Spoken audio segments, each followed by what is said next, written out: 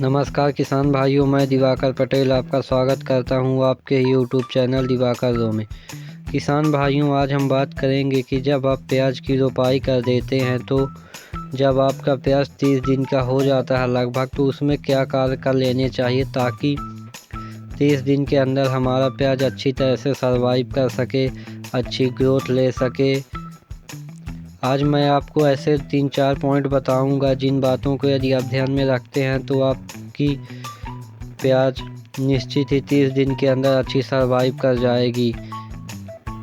सबसे पहली बात किसान भाइयों ये है कि जब आप प्याज की रोपाई कर देते हैं तो आपको दूसरा पानी जल्दी देना है। क्योंकि किसान भाइयों, आपकी पौध जब लगती है तो काफ़ी नाजुक अवस्था में होती है। वह जड़ का विकास इतना अधिक नहीं कर पाती है और ना ही ज़मीन से भोजन उठा पाती है, और यदि पर्याप्त नमी नहीं रहेगी तो आपकी पौध सूख भी सकती है। इसलिए किसान भाई, आपको दूसरा पानी जल्दी पिलाना है अपने खेत के अंदर।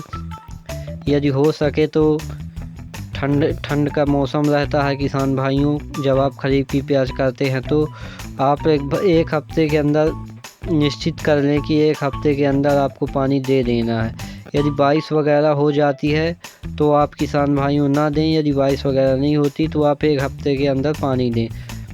दूसरी बात यह है किसान भाइयों की जब आप रोपाई कर देते हैं तो उसके पहले यदि आपने रोपाई करते समय खाद जो कि DAP सल्फर का प्रयोग यदि आपने नहीं किया है तो आपको दूसरे पानी में किसान भाइयों सल्फर और DAP का प्रयोग कर लेना। किसान भाइयों, DAP 1 एकड़ में 50 kg ले लेना है और सल्फर आपको 10 किलो ले लेना प्रति एकड़ के हिसाब से। और पानी पिलाने या पानी लगाने से पहले किसान भाइयों इसका छिड़काव कर देना है और फिर अपने खेतों में पानी चालू कर देना है। तीसरी बात यह है किसान भाइयों कि आपको ध्यान देना है कि आपको अभी यूरिया का प्रयोग नहीं करना है। कई किसान भाई पौध बढ़ाने के चक्कर में यूरिया का प्रयोग कर देते हैं। यहाँ पर आपको अभी यूरिया का प्रयोग बिल्कुल नहीं करना है किसान भाइयों। यदि आप यूरिया का प्रयोग कर देते हैं तो यूरिया के प्रयोग से हो सकता है आपकी पौध जल जाए। इसलिए किसान भाइयों, जब तक आपकी पौध अच्छी तरह से सर्वाइव नहीं कर जाती तब तक आप यूरिया का प्रयोग ना करें। चौथी बात यह है किसान भाइयों की यदि आपने प्याज की रोपाई करते वक्त पेंडामिथिलिन का प्रयोग किया है तो अच्छी बात है। यदि नहीं किया तो आप पेंडामिथिलिन का स्प्रे कर सकते हैं, क्योंकि किसान भाइयों जो खरपतवार आपके खेत में उग गए हैं वो तो उग गए, लेकिन अब जो उगने वाले हैं यदि आप पेंडामिथिलिन का स्प्रे कर देंगे तो अब जो खरपतवार उगने वाले हैं वो खरपतवार नहीं उगेंगे। तो आप पेंडामिथिलिन का प्रयोग कर सकते हैं किसान भाइयों। यदि आपको मात्रा पता नहीं है तो मैं बता दूं किसान भाई को 700 ml आपको पेंडामिथिलिन 1 एकड़ में स्प्रे करने के लिए लगेगा, जो कि लगभग 70 ml प्रति 15 लीटर टंकी में आपको मिलाकर डालना है। पाँचवीं बात यह किसान भाइयों को आपको पानी अधिक मात्रा में नहीं लगाना।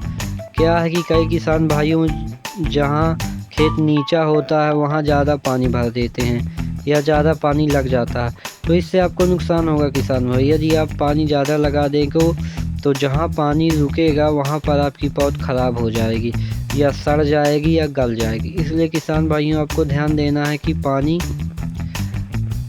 आराम से लगाना है और ज़्यादा पानी नहीं लगाना है, और ज़्यादा तेज़ भी किसी क्यारी में पानी नहीं देना है। यदि आप ज़्यादा तेज़ देते हैं तो जो पौधे जड़ नहीं ले पाते शायद वो बह भी सकते। इसलिए किसान भाई आपको आराम से पानी देना।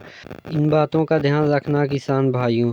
यदि आपको वीडियो अच्छा लगा हो तो वीडियो को लाइक और चैनल को सब्सक्राइब ज़रूर कीजिए ताकि खेती बाड़ी संबंधित वीडियो आपको देखने के लिए मिलती रहे। धन्यवाद।